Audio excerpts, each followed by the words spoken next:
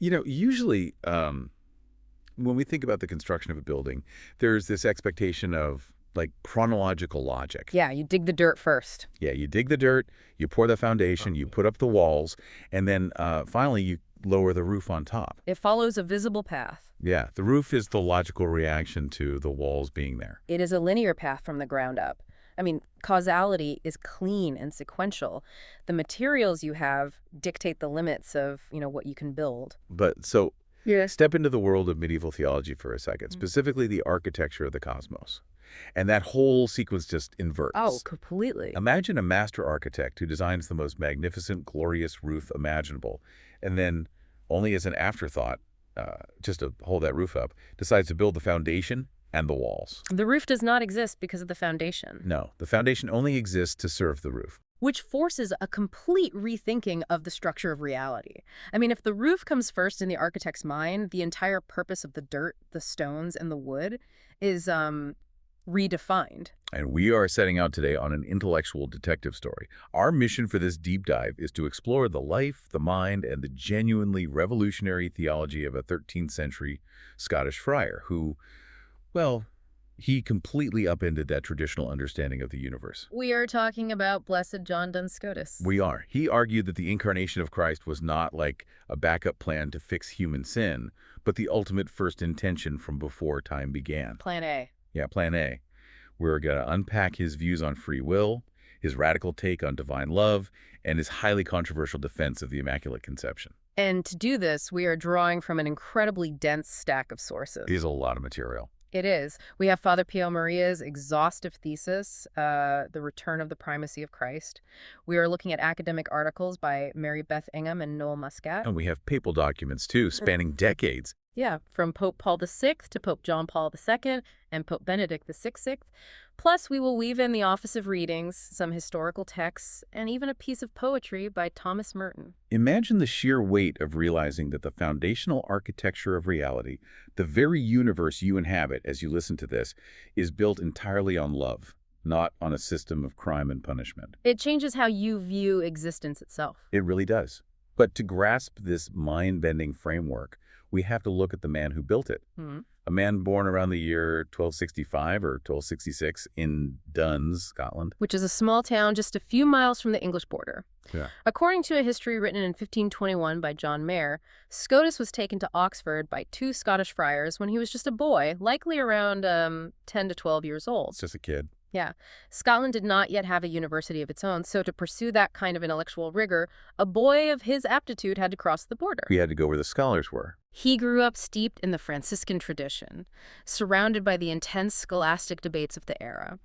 And he was ordained a priest at St. Andrew's Priory in Northampton, England on March 17, 1291. And he goes on to study and teach at the absolute intellectual epicenters of the medieval world, Oxford, Paris, and Cologne, The big three. the big three. And along the way, he earns his fascinating title, the Subtle Doctor. Yeah, the subtle He doctor. dies tragically young in 1308 at just 43 years old. Yeah. And there is this haunting epitaph on his tombstone in Cologne. Scotland bore me, England received me, France taught me, Cologne holds me. It serves as a poetic summary of a deeply cosmopolitan life. For sure. But we must not let the academic title, subtle doctor, paint a picture of, a fragile intellectual hiding in a library. He was not disconnected from the brutal political realities of his era. Not at all. The defining moment of his public life was a political firestorm he walked directly into. In the year 1303, a massive conflict erupted between King Philip I of France, known as Philip the Fair, and Pope Boniface VIII. And the core of the fight was money and power, as it usually is. Usually is, yeah. The king wanted to tax the clergy heavily to fund his endless wars. And the Pope fiercely resisted, arguing the state did not have that kind of supreme authority over the church. And Philip decided to escalate things to an unimaginable degree. He called a general council to depose the Pope. Wow. He wanted to strip Boniface of his papacy. And to lend legitimacy to this coup, King Philip demanded that the intellectuals at the University of Paris, which was the most prestigious theological faculty in the world, at the time he demanded they take his side. Yeah, in June of 1303, royal commissioners visited the Franciscan convent in Paris. They pulled each friar aside one by one and demanded their sworn allegiance to the king over the Pope. The terror of that moment is hard to overstate. I mean, if you're living in the Middle Ages, Defying a monarch was not a matter of, like, losing your teaching tenure or suffering a reputational hit on social media. No, it was a matter of life and death. Monarchs routinely had dissidents imprisoned in dungeons, tortured, or executed for far less. The pressure was immense. Out of the Franciscans present, 84 yielded. They sided with the king. Understandable, given the threat. Yeah, but 87 of them dissented. They chose to back the Pope. And among those dissenters, who were mostly foreigners without local political protection, was John Duns Scotus. And the retaliation was swift. Within 3 days, the king ordered him exiled from France. He is banished. Just like that. A man willing to face down the King of France and accept exile over a matter of principle. It takes incredible grit. It does. Which makes you ask, how does a person with that much real-world courage end up getting labeled a hair-splitting, overly nuanced academic? I mean, subtle doctor sounds like a pejorative for someone arguing over how many angels can dance on the head of a pin, not a fearless political dissident. Well, that label requires context. His subtlety was his weapon of choice. Okay, how so? Scotus lived in an era where theology was becoming increasingly rigid. It was getting boxed in by strict, newly translated Aristotelian logic. The intellectual trend was to apply Greek deterministic philosophy to God. Basically trying to figure out the strict formulas by which the divine had to operate. Yes, essentially tying God's hands with human logic. Scotus used intense, razor-sharp logical distinctions to protect the majesty, the mystery, and the absolute freedom of God from those rigid academic boxes. Ah, I see. He refused to let human philosophers dictate what God could or could not do. So his subtlety was a defense mechanism for divine freedom. Yeah. He was using their own philosophical language to break the philosophical chains they were putting on God. That is a great way to put it. And his biggest act of rebellion was not actually against the King of France. His ultimate rebellion was against the theological giants of his own day regarding the fundamental question of why God became man in the first place. Which brings us to the core paradigm shift of this deep dive, the absolute primacy of Christ. Let's get into it. To understand how radical Scotus was, we have to look closely at the established view he was attacking. For centuries, heavyweights like St. Augustine and St. Anselm had cemented the idea that the incarnation of Christ was a divine reaction to human failure. Right. St. Augustine famously framed it as a medical necessity. He compared Christ to a physician, arguing that if you eliminate diseases and eliminate wounds, there is no call for medicine. Yeah, the overarching sentiment of the era was if man had not got lost, the Son of Man would not have come. And St. Anselm formalized this framework in the 11th century with his monumental work, Cur Deus Homo, which translates to Why the God-Man. Anselm built his argument on the medieval concept of feudal justice. Okay, unpack that for us. In a feudal system, the severity of a crime is measured not just by the act itself, but by the dignity of the person offended. So if a peasant strikes another peasant, it is a minor offense. Yeah, maybe a small fine or a day in the stocks. But if a peasant strikes the king, it is a massive treasonous offense. Because the king's dignity is infinitely higher than the peasant's. Precisely. And some argued that when Adam sinned in the Garden of Eden, he committed an offense against an infinite God. Therefore, humanity incurred an infinite debt. Oh, wow. But a mere human, being finite, could never pay an infinite debt. The theological math problem becomes clear. Humanity owes a debt it cannot pay. And God can pay the debt, but God does not owe it. You need someone who ought to pay it, meaning a human, but who actually possesses the infinite capacity to pay it, meaning God. You need a God-man. Under Anselm's highly mathematical framework, the incarnation was made strictly necessary by sin. It was a divine response, a reaction to an infinitely broken ledger. But wait, that traditional view basically makes God reactive. It paints a picture of a celestial janitor coming in to clean up a catastrophic mess that humans made. And Scotus found this Anselmian explanation deeply unsatisfactory. He believed it was unworthy of God. Because it makes God dependent on our mistakes. Yes. He argued that God acts out of what he called ordo intentionis, an orderly intention. Drawing heavily from Father Pio Maria's thesis on the primacy of Christ, Scotus lays out a philosophical principle: anyone who acts reasonably wills the end goal first, and only then wills the means to get to that goal. Let's bring back that architect analogy from the beginning, because Father Pio Maria's thesis uses this concept brilliantly. Yeah, let's do that. A human architect is limited by their materials. If they run out of steel, they have to change the design of the roof. They have to react to external constraints. But God is a master architect who is not limited by materials. God creates the materials out of nothing. So God's sequence of intention does not start by looking at what is broken and trying to fix it. Scotus breaks down God's orderly intention into 4 logical steps. We must clarify that these are not chronological steps in time, because God exists outside of time. They are logical steps of priority within the divine mind. Okay, lay them out for us. Step 1, God loves himself. God is infinite love, and in one eternal act, he knows and loves his own divine essence perfectly. Makes sense. Step 2, God desires co-lovers. Because true, perfect love is never jealous or closed off. God wills to share this perfect love with others. He desires beings to love him alongside him. And step 3 is the theological earthquake. Before considering anything else, God predestines the highest possible co-lover. He ordains that a human nature will be united to the divine word, the incarnation. But wait, really? Before anything else is created? Yes, Christ is predestined for supreme glory as the ultimate co-lover, independent of any future events. And finally, step 4, God creates the rest of the universe. He creates humanity, the angels, the stars, the physical cosmos. And he creates all of it to serve and participate in this glorious union of step 3. The physical world exists to support humanity, and humanity exists to be united to Christ. The staggering conclusion here is that the incarnation was the absolute masterpiece of creation.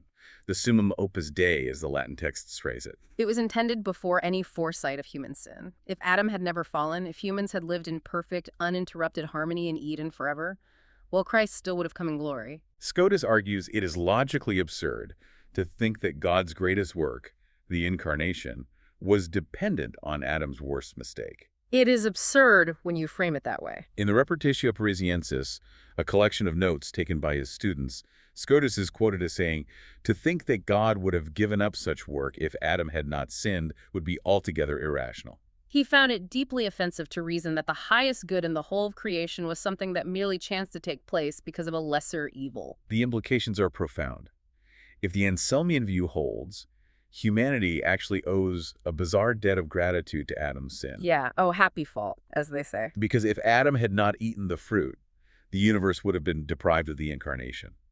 It inadvertently elevates sin to a prerequisite for the ultimate manifestation of God's love. And Scotus rejects that entirely. Love is the prerequisite. Sin is a tragic detour, but it does not dictate the fundamental blueprint. But wait, if Jesus was coming anyway, regardless of the fall, what does sin actually do to the story? That is the big question. If the master plan was already set, how does human rebellion alter the narrative?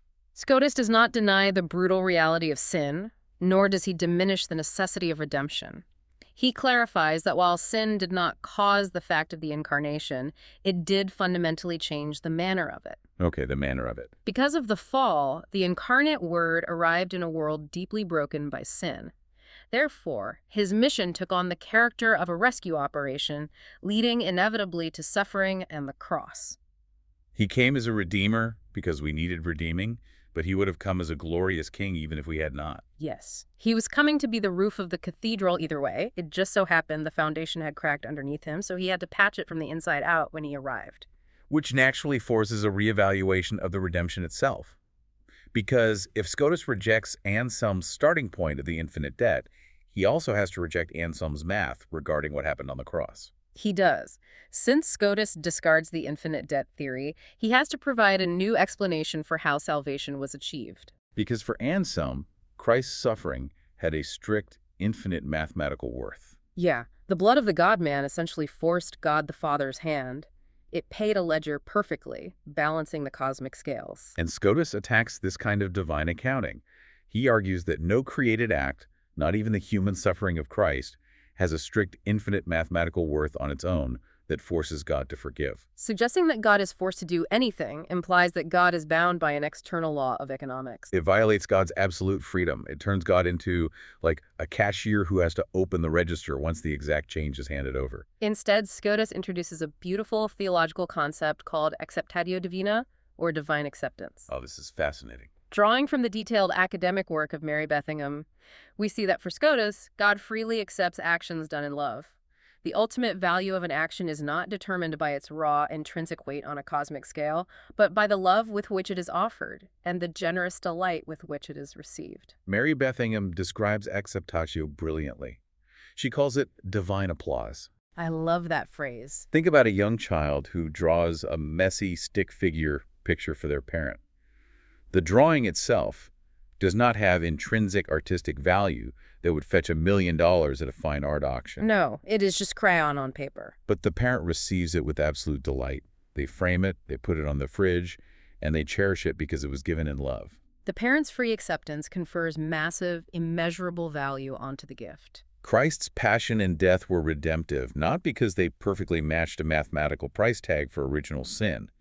They were redemptive because they were undertaken out of supreme, perfect, self-emptying love. And the Trinity accepted this ultimate act of love as an inexhaustible merit for the human race. God responds with delight when human freedom meets divine freedom in an act of love. Stop and think about how incredibly liberating this is for you. It means the universe is not a sterile courtroom where your moral debts are meticulously tallied and punished with cold calculation. It is an arena of love and relationship. We do not owe God a debt based solely on our sin. We owe God a debt based on his absolute love. The entire transactional view of religion just gets thrown out the window. It replaces a theology of justice as retribution with a theology of aesthetic and relational completion. Salvation history is seen as a single, uninterrupted movement of love. God is not a bookkeeper demanding payment. God is an artist, a lover who delights in the free, uncoerced response of his creation. But if love is the actual engine of the universe, we run into a psychological problem. Yeah, a big one. How exactly does human nature generate this kind of pure, selfless love? We look around and we see that humans are remarkably selfish creatures. We operate on self-preservation. Scotus has an answer for that, deeply rooted in the psychology of the human will. This moves us into complex philosophical territory regarding the mechanics of the human mind. In the 13th century, many prominent philosophers, heavily influenced by the rediscovery of Aristotle, believed that the intellect was the supreme faculty of the human soul. The prevailing theory was intellectual determinism. If your intellect clearly knows what is good, your will automatically chooses it. The will is seen merely as a blind appetite that follows the flashlight of the intellect. Which implies that when we sin or do something harmful, it is merely a problem of ignorance. Yeah, we just didn't have the right information. If the flashlight had pointed in the right direction, we wouldn't have stumbled. Scotus viewed this Aristotelian intellectualism as a massive threat to free will. If the will must automatically follow the intellect, then the will isn't truly free. It is determined by data. It is just a computer processing inputs. Scotus argued that the will is a free cause, capable of complete self-determination, and it is fundamentally superior to the intellect.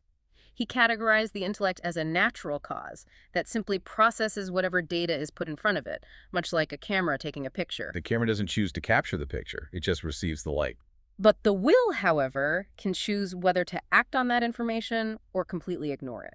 To explain how the will operates independently, Scotus unpacks two fundamental affections or drives embedded within the human will. Okay, let's break those down.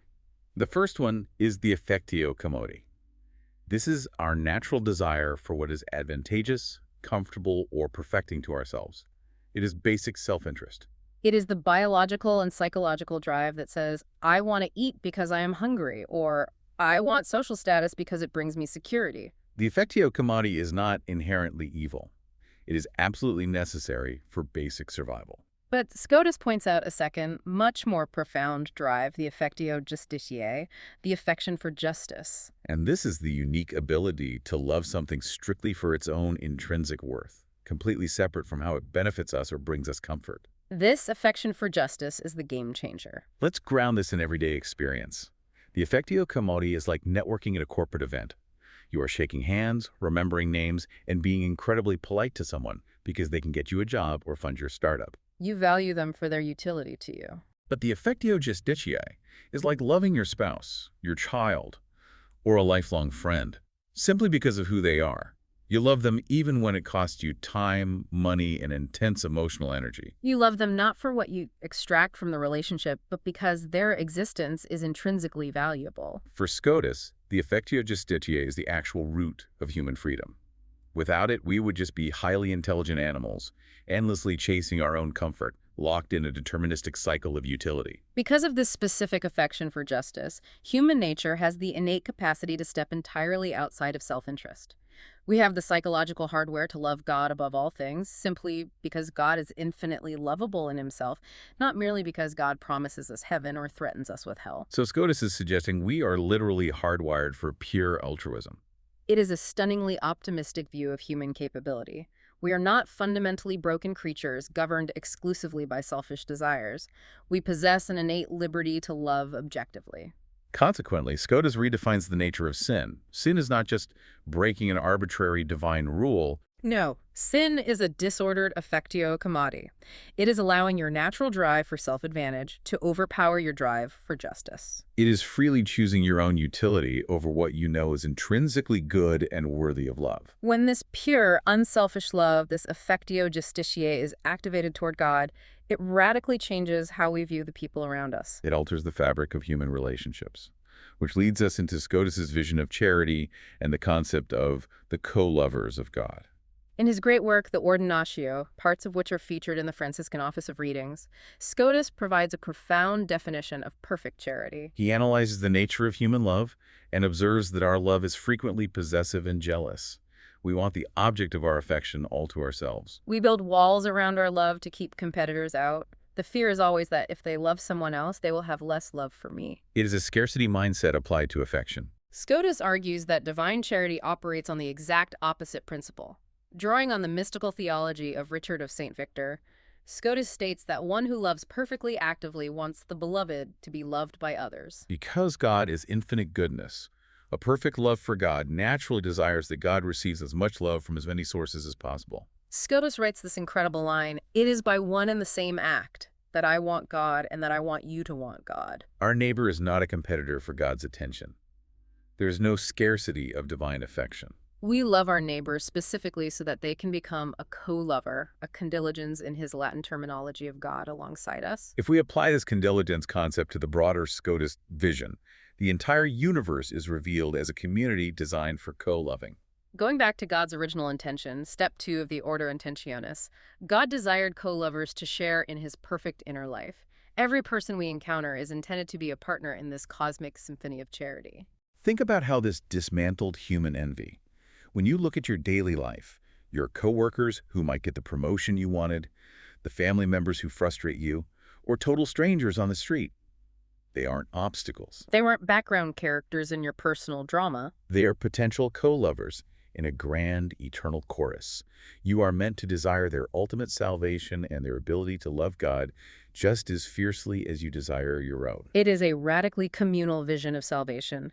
We do not approach the divine isolated and alone. We approach God by bringing others with us, by actively willing that they too enter into the dynamic of divine love. Now, if God's ultimate desire was a universe of these co-lovers, and Christ's human nature was the absolute pinnacle of this plan, there was one other human person who plays a uniquely starring role in this perfectly ordered love. And that is Mary, the mother of Jesus. To defend her specific role, John Duns Scotus had to take on the entire intellectual establishment of medieval Europe. This is perhaps the theological battle Scotus is most famous for in the broader Catholic tradition.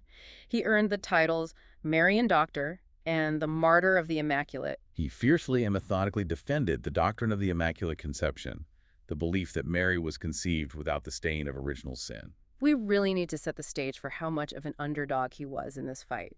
In his day, the late 13th and early 14th centuries, the idea of the Immaculate Conception was heavily rejected by the absolute greatest minds of theology. We were talking about Thomas Aquinas, Bonaventure, Bernard of Clairvaux, Anselm, the titans of the church. They all examined the concept and said no. Their resistance was deeply serious. It did not stem from a lack of devotion to Mary. Their objection was rooted in the scriptural insistence on the universality of Christ's redemption. Based on Paul's letter to the Romans, chapter 5, the understanding was that all have sinned and fall short, and therefore all need a Savior. They argued logically that if Mary was conceived without original sin, then she did not need to be saved.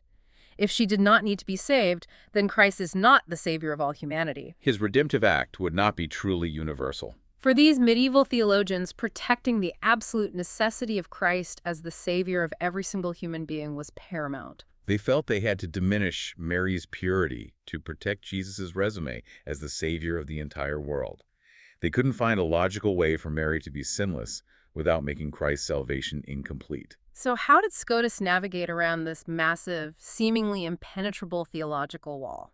That is the million-dollar question. SCOTUS bypassed the wall by turning their own logic against them, utilizing the concept of the most perfect mediator. Drawing from Noel Muscat's analysis of Scotus's Lectura, we see Scotus actually using an analogy that Anselm himself had crafted in a different context. Imagine a king who is deeply offended by a man, and as punishment, exiles that man and all his future descendants from the kingdom. In this analogy, the king is God, the exiled man is Adam, and the descendants born into exile represent the human race burdened by original sin. A mediator might step in and pay a ransom to buy one of those descendants out of exile after they are born. That represents ordinary redemption, pulling someone out of the mud after they have fallen in. But Scotus asks, what would a most perfect mediator do? A most perfect mediator would intervene beforehand to prevent a beloved child from ever contracting the exile in the first place. He would acquire the king's benevolence so completely that the punishment never even touches her. That is the concept of preventative redemption. Scotus argues that Mary was not born outside the need for Christ. She was not independent of his salvation. Rather, she was saved by Christ in a more perfect way. She was preserved from sin in anticipation of Christ's merits on the cross. Because she was saved preventively rather than retroactively, she actually owes Christ more than the rest of us do. It is a stunningly elegant logical maneuver. Scotus writes that it is a far more noble act to forgive someone's guilt by preserving them from it than by permitting them to fall into it and then remitting it. If Christ is the most perfect mediator, he must have exercised the highest degree of mediation for at least one person. That person was his mother. He didn't just pull her out of the mud, he paved the road so she never fell in. I am continually amazed by the intellectual courage this required. He stood up in the University of Paris and contradicted Aquinas, Bonaventure, and the whole academic establishment. He was risking his reputation, his career, and potentially facing charges of heresy. He faced immense pushback. The debates were incredibly heated. But the church had not yet dogmatically defined the issue that wouldn't happen officially until 1854 with Pope Pius IX, so it was an open academic dispute. Scotus approached it with deep prudence, constantly stating that if his arguments contradicted the ultimate authority of the church, he would abandon them instantly. But through his rigorous logic, he demonstrated that the Immaculate Conception exalted Christ's redemptive power rather than diminishing it. Pope Benedict XVI offered a beautiful commentary on this specific controversy. He pointed out that on the issue of the Immaculate Conception, the ordinary people of the church, the faithful in the pews, believed it intuitively, long before the academics figured out the theological math. The faithful celebrated her purity in their art, their prayers, and their daily piety. Benedict referred to this phenomenon as the sensus fidei, the supernatural sense of the faith possessed by the collective people. He noted that the people of God served as a magisterium that precedes, anticipating the formal theological articulation. Scotus was humble enough to listen to this intuitive faith of the ordinary people, and he was brilliant enough to build the rigorous theological scaffolding required to support it and defend it against the titans of scholasticism. Barraud de Saint-Maurice wrote something fascinating about this victory. He noted that when other great doctors of the church triumphed in theological debates, they were usually fighting against external heretics. But Scotus's victory has never had its equal in the whole of Christendom, because to win, he had to overcome the holiest and greatest doctors of his own tradition. Mary's unique role, perfectly preserved from sin, becomes the ultimate proof of Scotus's overarching vision, a universe absolutely saturated by Christ's primacy and divine love. Which brings us to the grand synthesis of his thought, the cosmic vision. To tie all these intricate threads together, the Ordo Intentionis, the Affectio Justitiae, the defense of Mary, we have to look at how Scotus reads the scriptures. Specifically, how he interprets the Apostle Paul's letter to the Colossians, chapter 1, verses 15 through 20. This text is the linchpin for his entire framework. Paul writes of Christ, "He is the image of the invisible God, the firstborn of all creation.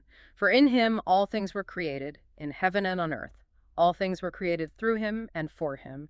And he is before all things, and in him all things hold together." For centuries prior to Scotus, some interpreters thought this passage only referred to the eternal Word, the second person of the Trinity, before the Incarnation took place. But Scotus insists, aligning with Paul's literal words, that this refers to the incarnate Christ, the Word made flesh. Adam was not the original blueprint for humanity.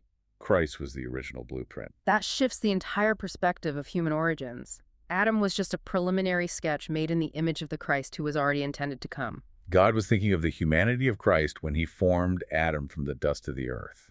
Drawing from the General Minister's centenary letter on Scotus, we see that Scotus's theology is truly a mystical cosmology.